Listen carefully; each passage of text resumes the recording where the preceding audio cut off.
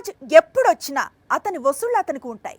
పైగా టాక్ తో సంబంధం లేకుండా సరాసరి 1000 కోట్లు కొలగొడుతుంది. ఈ స్టేట్మెంట్ నేనివ్వటం లేదు. ఓ తెలుగు సినిమా గురించి తమిళ నిర్మాత చెప్పుకొస్తున్న మాటలివి.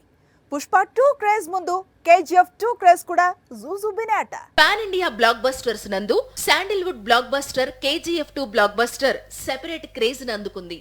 అందుకు కారణం Rocky bhai acting, Prashanth Neel film making. ఓ సీక్వెల్ సినిమాకు ఎలాంటి క్రేజ్ ఉంటుందో ఇండియన్ సినిమా ఒకసారి బాహుబలి 2 తో చూసింది, మరోసారి కేజీఎఫ్ 2 రిలీజ్ అయినప్పుడు చూసింది. ఇప్పుడు మరో సీక్వెల్ రిలీజ్ కు రెడీ అవుతోంది, అదే పుష్ప 2.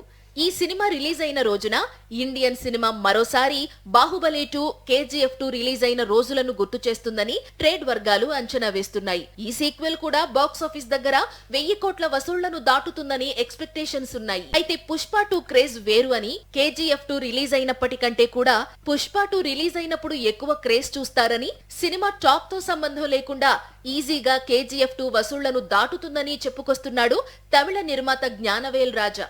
పైగా నార్త్ సైడ్ రికార్డులన్నిటినీ కూడా పుష్పరాజ్ బద్దలు కొట్టే అవకాశాలు ఎక్కువ అంటున్నాడు.